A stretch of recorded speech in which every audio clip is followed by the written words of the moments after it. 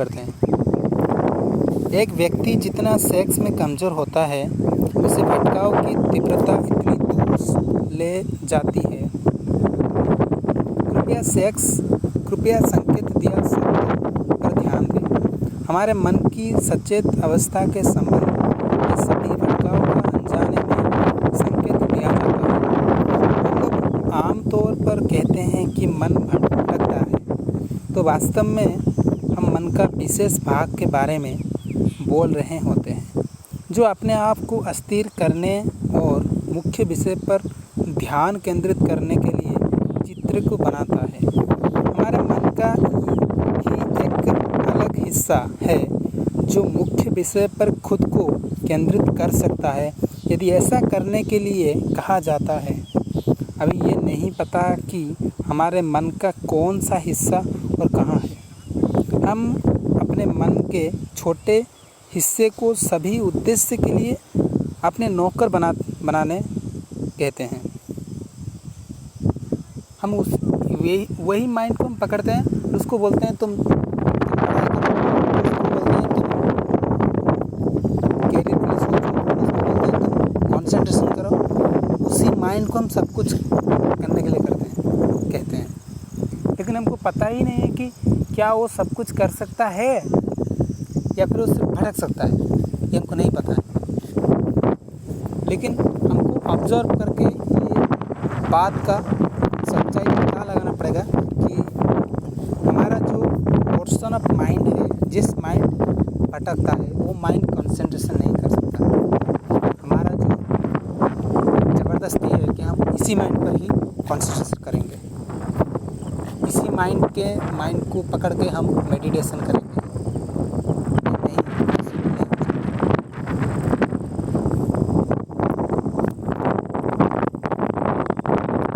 हम अपने मन के छोटे हिस्से को सभी उद्देश्य के लिए अपने नौकर बनाने कहते हैं। मन के संभावित अंशों में उनके आवंटित कार्य की एक संभावित प्रवृत्ति होती है, जो मनुष्य के लाभ के लिए भगवान द्वारा बनाई गई उनकी अंतर्निहित गुणवत्ता है।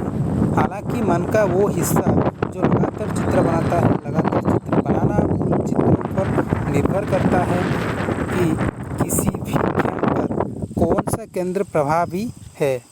यहाँ तक कि केंद्र इतनी तेजी से प्रबल होते हैं कि उनके आधार पर भटकाव निरंतर बदलती रहती है। अवलोकन तथा अवलोकन से प्राप्त लेख किसी निश्चित अवधि में सबसे प्रभावी केंद्र का। तो यहाँ पर हमने देखा कि जो पहले चैप्टर में हमने देखा था बार बार हमारा माइंड ड्रिफ्ट हो रहा था। तो जो पहला ड्रिफ्ट था वो था राइटर व्हाट इज मैन। ये टॉपिक मेन टॉपिक की तौर से लिया था। उसका बाद उनका वो पहले भटक गए स्टीनोग्राफर लड़की यानी पहला जो भटकाव है ये सेक्स है। तो आमतौर पर हमारा जो भी भटकाव होता है तो पहला भटकाव सेक्स सेंटर जाता है, यानी ये ज़्यादा अब्यूडेंट है। लिस्ट में आता है सबसे ज़्यादा भटकाव सेक्स सेंटर ही करवाता है। दूसरी भटकाव किसी व्यक्ति में गुस्सा दिखाने को उसकी एक कमजोरी के रूप में दिखाता है। भटकाव के अनुक्रम पर ध्यान दें। वृद्धों और बुद्धिमान मानवों में भी सबसे बड़ी कमजोरी सेक्स और उनके बाद गुस्सा होता है। तो पहले लिस्ट में जो आता है वो सेक्स है, जो कि बहुत ज़्यादा ड्रिफ्ट करवाता है, और सेकंड लिस्ट में जो आता है उसको गुस्सा यानी एंगर बोलते हैं। ये भी बहुत ही ज़्यादा पावरफुल होता है। और आपने देखा होगा कि बड़े लोग से ज़्यादा जब हम छोटे लोग को, हमसे जो छोटे हैं उनको जब देखते हैं तो गुस्सा आने का चांसेस बढ़ जाता है। इसलिए कृष्णमूर्ति कहते हैं कि जब आप छोटे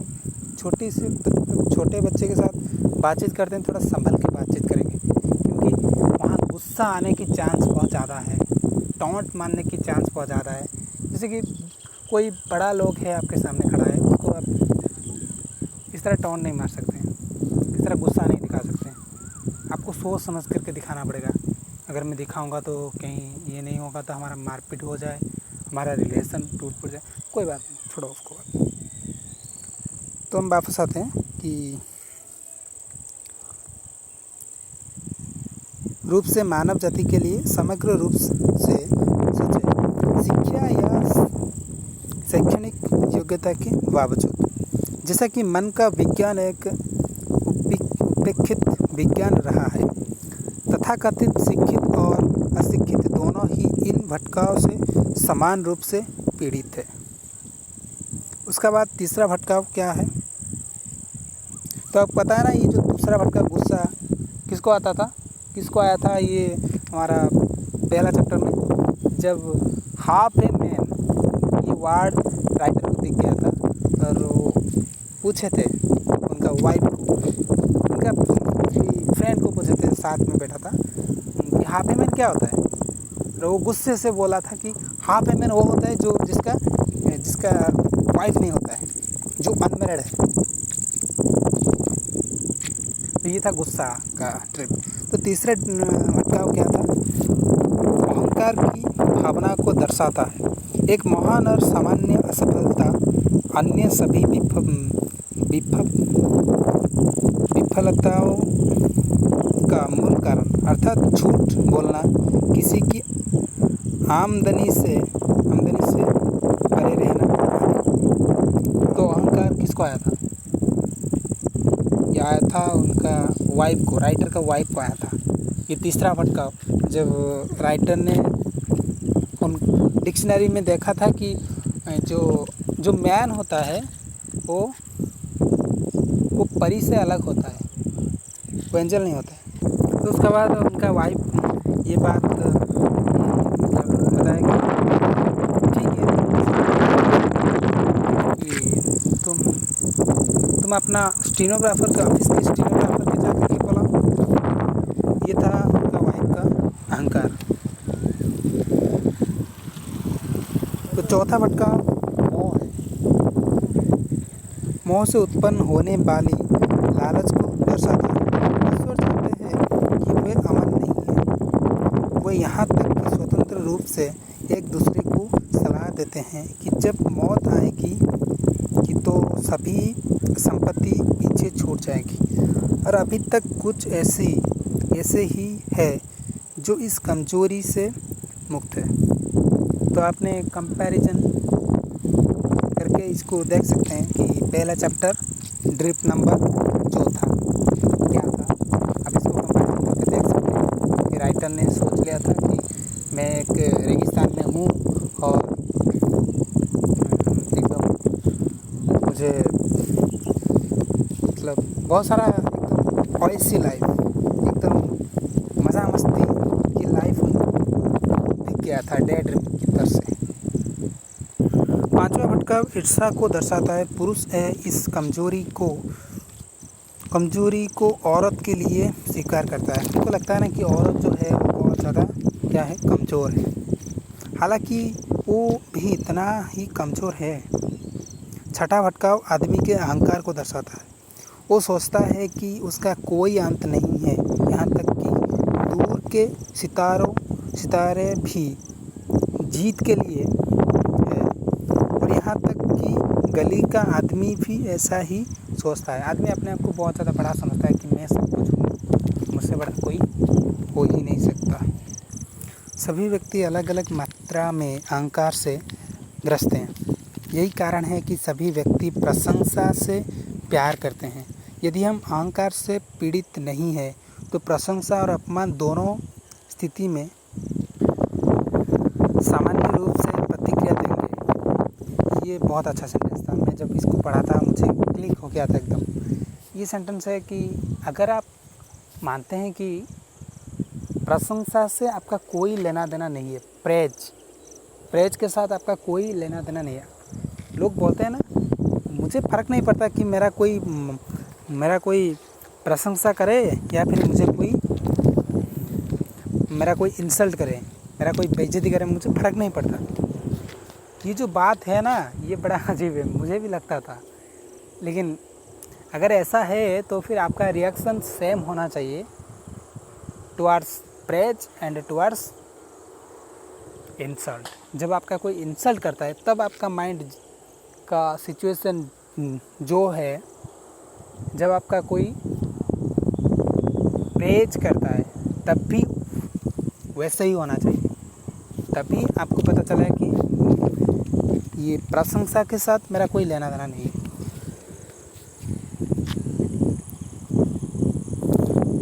हालांकि हमें लगता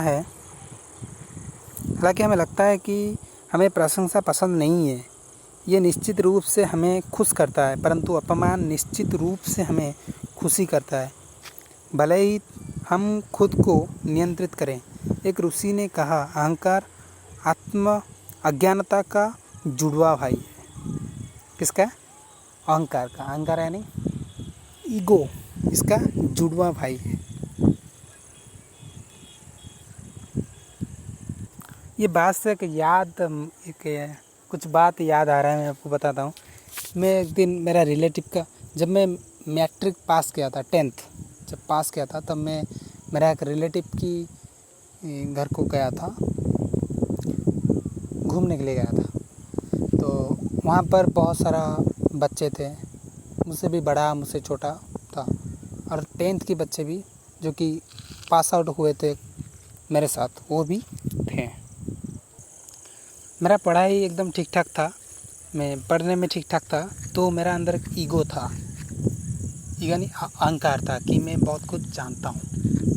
और मैं वहाँ जा कर के बैठता था, जब मेरा अंदर ईगो को पकड़ करके मैं बैठता था कि मुझे बहुत कुछ पता है।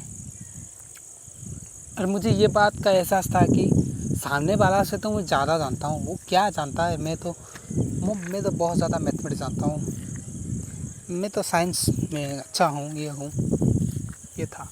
तो जो सामने वाला, जब मैं उसके बारे में जाना, मुझे पता चला कि वो एकदम टप्पर है, वो मुझसे भी ज़्यादा जानता है, बहुत कुछ जानता है वो।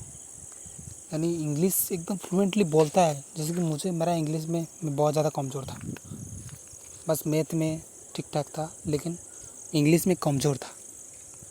तो मेरा जो वो उतर गया, मुझे लगा मैं तो अज्ञान हूँ, मैं तो उससे कम हूँ। तो अभी मुझे फील हुआ कि ये जो क्या है, जो अहंकार है, ये अज्ञान का जुड़वा भाई है। जब आपको पता नहीं सच में क्या आप ज़्यादा जानते हैं, ये अज्ञानता है, तभी ये ईगो आता है। तो उसका बाद आता है अगली, यानी 7वां भटकाव घमंड के बाद अज्ञानता को दर्शाता है। क्या किसी व्यक्ति को इतना भाग्यशाली होना चाहिए कि वो जान सके कि वो अज्ञानी है, उसके पास स्वयं को देखने और गलती को सुधारने का एक मौका है। हम कभी खुद को नीचे दिखाना नहीं चाहते, इसलिए हम सामने वाला को जब देखते हैं तो हमारा अंदर क्या एकदम मैं कितना ज़्यादा सक्सेसफुल हूँ, मेरा 1 लाख की बिजनेस चल रहा है, मैं ये हूँ, मैं वो हूँ, हमारा ताकत दिखाना शुरू कर देते हैं। हमको लगता है कि हमारा कोई अज्ञानता है ही नहीं, हम ज्ञानी हैं। लेकिन क्या हम कभी खुद को जान पाएंगे कि हम इतना ज्ञानी नहीं है, हम भी अज्ञान है और हमको भी कुछ जानने की ज़रूरत है, तभी गलतियाँ सुधर सकता है, नहीं तो फिर गलतियाँ सुधर ही नहीं सकता। 7वां भटकाव पिछले 6ठी भटकाव